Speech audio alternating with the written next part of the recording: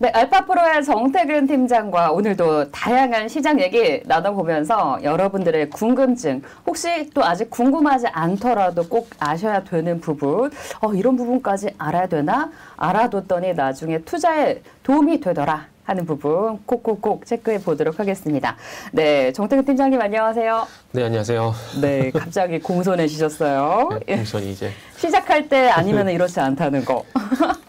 9월 달에 이제 9월이 곧 네. 시작이 되는데 우리나라는 민족의 대명절 추석도 끼어 있고 9월에도 또 이제 FOMC 회의에서 어떤 얘기가 나올지 정말 여러 가지로 지금까지는 일단은 우려가 되는 상황이 더 큰 것 같아요. 앞으로의 시장 좀 큰 그림도 오늘은 그려보고요. 예상해 볼게요. 네, 일단은 9월 달은 뭐 8월 달 연속해서 봐도 될 것 같아요. 시장 같은 경우에는 봐도 될 것 같고. 일단은 저 개인적으로는 9월 달에는 이제 두 가지만 좀 보시면 될 것 같아요. 네. 일단 그 이전에 어쨌든 9월에도 큰 카테고리는 금리, 긴축 이슈 요거나 좀 보시면 될 것 같아요. 그래서 관전 포인트는 5일날 이제 9월 5일날 폴란드 현지에서 박람회도 있지만은 그거보다는 오펙 플러스 회의 이거 좀 보셨으면 좋겠고요. 그리고 21일날 이제 많은 이제 주식 하시는 분들이 관심을 가지는 이제 FOMC 예정이 되는데 지금 가장 좋은 시나리오는 산유국들이 증산에 동참을 하고 연준에서 완화적인 정책을 하는 게 가장 좋은 시나리오입니다. 그렇게 돼야지 이제 대형주 중심의 코스피 장세가 되게 되면서 2600포인트, 3000포인트도 갈 수 있는 여건인데 과연 그렇게 될까? 그게 이제 말 그대로 관전 포인트가 되는 거죠. 네. 대형주 중심의 코스피 장세가 가능할지. 최근에는 또 워낙 시장이 부진하다 보니까 대형주 중에서도 이제 실적과 수급이 받쳐주는 종목으로 좀 시선이 많이 쏠렸었는데 이런 흐름이 계속 될 수 있을지. 네. 될 수 있을까요? 글쎄요. 지켜봐야 될 것 같아요. 지켜봐야 될 것 같은데 일단은 9월달 같은 게 대형주 같은 경우는 뭐 그렇게 긍정적으로 보지는 않는다. 라는 말씀을 드리면서 먼저 시작을 해야 될 것 같아요. 네. 제가 일단은 어쨌든 그 9월달 주목해야 될 두 가지 오펙 플러스하고 FOMC를 말씀드렸는데 일단은 어쨌든 뭐 이 오펙 그러니까 연료하고 먹거리 문제가 이제 가장 그 화두가 되고 있잖아요. 네. 그래서 그 중에서 연료 문제를 보게 되면 일단은 그렇게 긍정적이진 않다라고 좀 말씀드릴 수밖에 없는 것들이 지난주 같은 게 천연가스가 이제 $10 돌파 가능성이 있다고 말씀드렸잖아요. 네. 그러면 천연가스가 올라가게 되면 또 마찬가지로 어쩔 수 없이 아시겠지만 이게 또 유가가 올라갈 수밖에 없어요. 네. 연초에 유가 올라가게 되면서 천연가스 같이 올라갔잖아요. 그것처럼 똑같은 에너지이기 때문에 좀 그렇게 될 수밖에 없다라고 말씀을 드려야 되는데 일단 참끔 이 유가도 좀 안 좋은 얘기가 있어요. 요거는 좀 기사 내용 좀 같이 볼게요. 네. 이 8월 26일 날 기사인데 오펙 의장이 사우디의 원유 생산 감축, 그러니까 감산이죠. 감산 제한에 공감대가 커지고 있다. 그러니까 지금 이 화면을 보시면 아래쪽에도 이라크, 쿠웨이트, 알제리, 베네수엘라, 사우디 감산을 지지를 하고 있고 뭐 적도기니 같은 회사도 감산을 논의해야 된다는 부분에 대해서 동의를 하고 있다. 이런 내용들이 있잖아요. 그러니까 지금 증산을 해도 모자랄 판에 지금 감산을 하겠다는 겁니다. 지금 사우디가 원유 선물 가격이 현물 가격과 맞지 않다는 얘기를 하게 되면서 이거 원유 가격 정상적으로 돌려야 된다. 그러니까 이 상승적으로 가야 된다는 얘기인 거죠. 그러니까 사우디가 이런 얘기를 하다 보니까 당연히 유가는 상승으로 갈 수밖에 없고 그리고 지난밤 유가도 또 올랐잖아요. 네. 그렇기 때문에 유가 다시 100불 간다 봐야 돼요. 다시 $100 돌파하면 네. 근데 또 그럼 경기에 대한 우려감은 조금 내려놔도 될까요? 뭐요? 경기에 대한 우려감. 당연히 생길 수밖에 없죠. 유가가 에너지 가격이 올라간다는 거 원가가 올라간다는 거잖아요. 원가가 올라가게 되면 당연히 제품 가격에 마진 부분에 영향을 줄 수밖에 없기 때문에 당연히 부정적이라 볼 수밖에 없을 것 같아요. 그리고 이제 차 휘발유죠. 네. 전 경유거든요. 네. 100불 돌파하게 되면 또 2,000원에 넣어야 돼요. 그때 뭐 2,300원, 500원까지도 가서 그랬는데 2,300원, 500원이요? 네. 그 정도까지도 갔었고 2,100원 이상 올라갔어요? 네, 올라왔어요. 동네에 따라서 3,000원 하는 데도 있었고 최근에는 3,000원 이제 이요? 1,600원, 1,700원까지 떨어졌는데 다시 오르면 안 될 것 같은데. 내가 마지막이었던 게 2,080원인가 그랬는데 2,300원은 싼데 잘 찾아서 넣으셨네요. 이렇게 산유국들이 감산에 동참하면서 유가는 다시 $100를 돌파할 수도 있다. 또 유가가 오르면 천연가스도 오르고 다른 기타 에너지 연료들도 오를 것이다 라는 얘기입니다. 지금 뭐 표로도 지금 준비를 해주신 건가요? 요거는 그 표는 아니고, 요거는 그 시용등급표인데, 이건 잠시 후 좀 보여드리고, 네. 일단 지난주에 충분히 천연가스 가격이 올라갈 수밖에 없는 부분들을 말씀을 드렸고, 이 천연가스를 비롯한 유가가 올라가게 되면은 또 당연히 우리가 그 미국 CPI 볼 때 변동성이 많은 부분이 먹는 거하고 에너지잖아요. 그럼 에너지 가격이 올라가게 되면 또 물가가 들썩일 수밖에 없어요.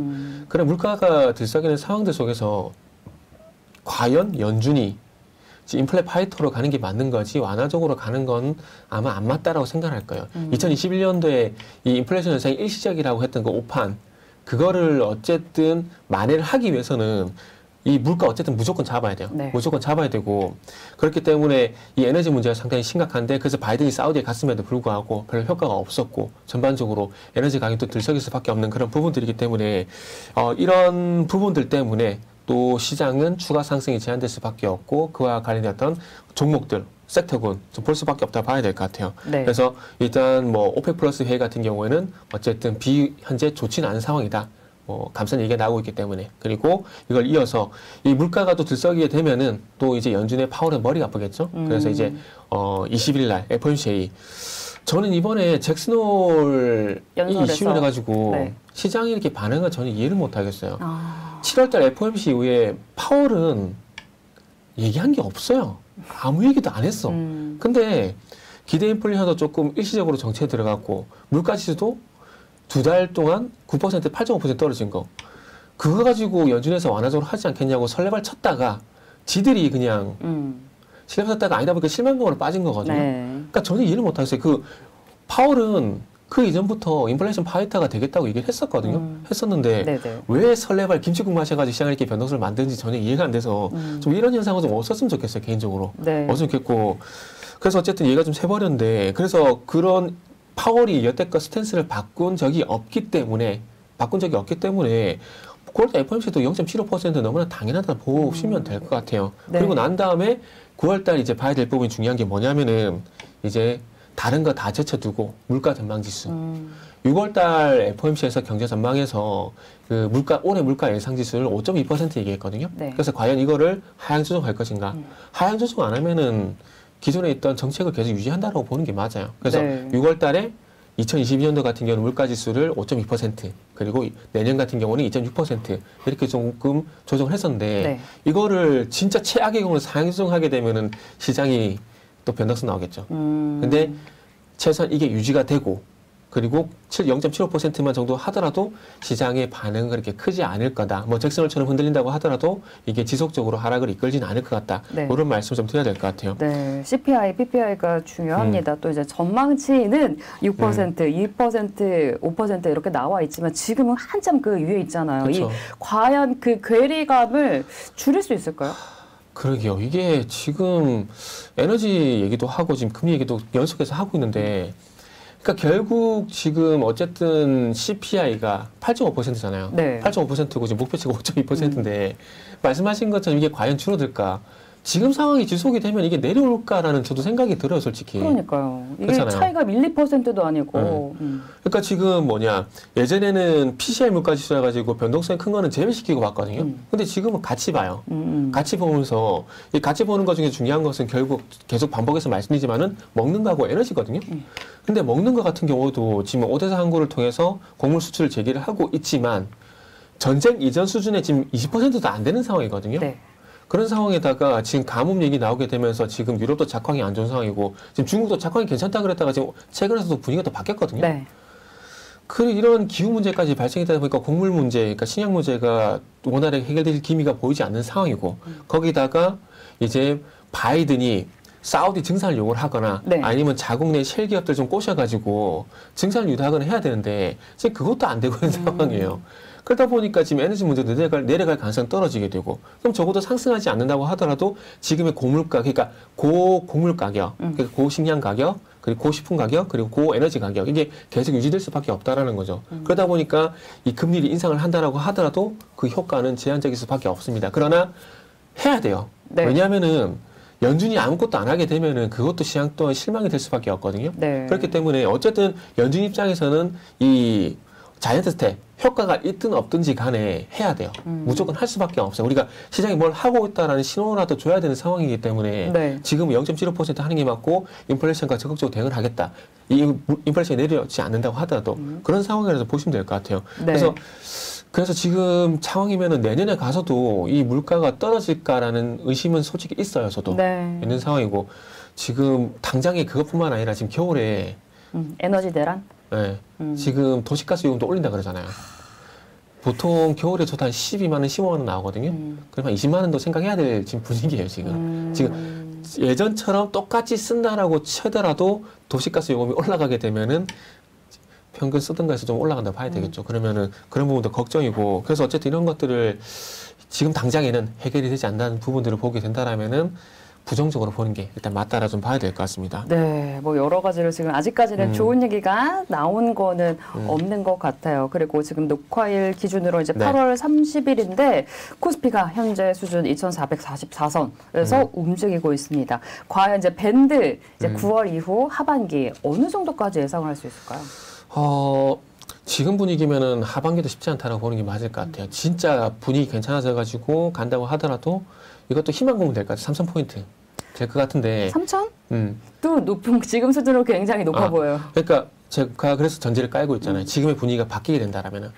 바뀌게 된다면 아마 지금의 분위기가 바뀌게 된다라고 하게 되면은 시장이 아마 과민하게 반응할 거예요. 억눌렸다가 빵 터지는 그렇죠. 거. 스프링 눌렸다가 이렇게 튀어나오는 네. 것처럼 반응할 수 있거든요. 그렇기 때문에 3,000포인트를 말씀드린 건데, 또 중요한 건 전제 조건이 안 깔리게 되면은 2,600포인트 전에 답보 상태 지속이 된다고 봐야 돼요. 그러니까 지금까지 그랬던 것처럼 대형주는 재미가 없고 시장 이슈에 따라서 개별 종목이라든지 테마 장세 이게 계속 될 수가 있다는 거죠. 그래서 그나마 다행인 건 대형주가 안 좋은 상황에서 중소형주까지는 안 좋게 되면 방법이 없잖아요. 네. 방법이 없는데 대형주는 안 좋지만 그래도 중소형주에도 길이 보인다.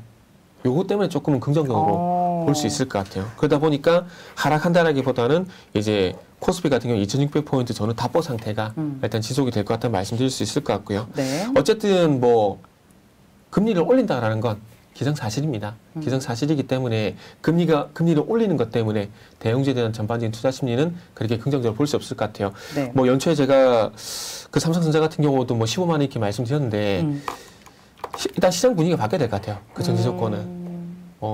이거를 뭐 틀렸다고 해서 숨기는 것보다는 틀린 거에 대해서 또 전략 수정해야 되거든요. 그래서 시험을 봐야 되는데, 근데 최근에 반감 소식 있잖아요. 구글이 삼성전자 3나노 쪽으로 맡기기로 했잖아요. 맡기기로 했거든요. 그래서 어쨌든 이 부분이 제가 볼 때는 수율이 좋다라기보다는 선단 공정 요거 쪽으로 좀 먼저 생각을 한 것 같아요. 그래서 여기서 많이 좋게 나오게 된다라면은 제가 봤을 때는 이어서 퀄컴하고 AMD도 된다라고 봐요. 그러면 그때 가서는 정말 제가 말씀드린 15만 원 충분히 가능하다 좀 봐지고 분위기도 바뀌고 그렇죠. 분위기 바뀌고 삼성전자도 그렇게 될 수 있다라는 거죠. 그리고 이제 지금 환율이 높은데도 불구하고 네. 시장에 그렇게 큰 영향은 안 주고 있어요. 아직은 뭐 그러니까 외국인들이 네, 환율이 고환율임에도 불구하고 최근까지 계속 좀 매수를 해서 시장이 좀 충격을 덜 받긴 했습니다. 오히려 기관이 팔면 팔았지. 그래서 환율이 1,300원대인데도 불구하고 자금 이탈 가능성은 낮다라고 분석하시는 또 근거가 있을 것 같아요. 네. 외국인들이 얍삽하게 매매를 잘해요, 지금. 맞아요. 그렇죠. 요즘 잘해. 공감하죠. 네. 요새 저는 장 끝나고 나면 항상 그렇지만 장 끝나고서 외국인들이 뭘 샀는지 보거든요. 그럼 최근에 이슈가 됐던 두산 에너지 사거나 어제 같은 현대로템 사거나 정말 얍삽하게 해서 매매를 잘해요, 외국인들이. 물론 뭐 하이닉스인지 현대차 같이 꾸준하게 매수하는 것도 있지만 네. 그것보다는 진짜 요즘에 이슈가 되는 방산이라든지 원전이라든지 이쪽으로 얍삽하게 매매를 정말 너무 잘하는 것 같아요. 그리고 뭐 현대차인지 하이닉스 같은 경우는 이후에 환율이 그래서 내려올 거라는 전망을 갖고 좀 하는 것 같고요. 그런데 1,300원임에도 불구하고 한국은행이 0.25%밖에 하지 않고 시장에 대한 영향이 그렇게 작은 건 제가 볼 때는 국가신용등급 영향이지 않나? 라는 생각이 좀 들어요. 네. 요거 조금 전에 아까 얘기했던 그 표 이거 볼게요. 이제. 근거. 아니 그 앞장도 있어도 그 앞장을 얘기를 했던 건데 아까. 앞장이요? 넘어가셨어. 오펙 의장 이거 앞장. 그거 봤잖아요. 그 다시 뭔가 살짝 본 것 같아가지고 더 볼 줄 알았는데. 저 혼자 보고 있었어요. 왜 그러니까요. 화면에 이게 띄워주면서 같이 설명을 할 줄 알았는데 그냥. 아니 아까 화면 띄워가지고 네. 봐가지고 넘어가셔서. 어쨌든 패스. 그래서 국가신용등급인데 국가신용등급이 상당히 높아요. 그러니까 거의 한국 채권 같은 경우는 선진국 대우를 받고 있다라는 거죠. 지금 물론 트리플 A 쪽이 포함이 된 건 아니지만 트리플 A 국가들이 한 10개 정도 되잖아요. 여기에 있는 건 아니지만 그러니까 상중이라 해야 되나? 상중이 맞겠죠. 상중 선진국 대우를 받고 있는 상황이기 때문에 아마 이런 것 때문에 제가 볼 때는 이 자금 이탈, 자금 러시 이런 것들이 안 나오는 것 같아요. 지금 한국, 프랑스, 아부다비, 아랍에미리트 이런 게 있고 그다음에 뭐 S&P 같은 경우도 한국, 프랑스, 뭐 대만, 벨기에, 영국. 그러니까 S&P 같은 경우 영국하고도 똑같아요. 네. 영국과 똑같은 상황이거든요. 그리고 S&P 같은 경우 미국이 AA 플러스예요. 플러스고 피치 같은 경우는 현재 한국, 영국, 벨기에, 뭐 체코, 홍콩, 아랍에미리트. 그러니까 지금 우리나라 아래쪽을 보게 되면은 무디스 같은 경우는 영국이 우리보다 아래 있어요. 우리보다 아래 낮죠. 일본도 우리보다 낮아요. 그만큼 지금 중국도 중국은 그냥 제껴요. 제껴요? 제껴 그냥 제껴. 그냥 제끼고 어쨌든 지금 보시면 일본보다 영국보다 무디스 같은 경우 신용 등급이 높아요. 그만큼 선진국 대우를 받고 있다라는 안전자산으로 평가를 받고 있다라는 거죠. 네. 그리고 S&P 같은 경우도 일본보다도 높아요. 높은 상황이기 때문에 지금 이 정도면은 거의 뭐 준선진국 대우를 받고 있는 상황이기 때문에 이거 나쁘다 보긴 힘들 것 같아요. 피치에서도 일본보다 우리가 위에 있네요. 그러네요. 2단계 위에 있어요. 2단계 위에 있는 상황이기 때문에 그만큼 선진국 대우를 받고 있다는 건 한국 채권이 안전자산으로도 현재 활약을 하고 있다는 거거든요. 그렇기 때문에 제가 봤을 때는 아마 환율이 올라가도 이 자금 러시가 나타나지 않는 것들은 아마 지금 방금 보여드렸듯이 이 국가 신용 등급이 상당히 좋기 때문에 이 영향으로 인해서 지금 그래도 한국이 물론 시장이 좋다라고 보긴 힘들지만은 그래서 선방을 하고 있다 이렇게 좀 봐야 될 것 같습니다. 그래서 결국에서 결론을 내보자면은 9월 달에도 어떤 이슈에 따라서 중소형주 테마 장세가 지속이 될 것 같다. 저는 이렇게 진단을 하고 있습니다. 9월에도 일단 대형주보다 이슈 테마 중심의 중소형주 종목별 장세가 좀 더 지속될 것으로 예상을 해주셨습니다.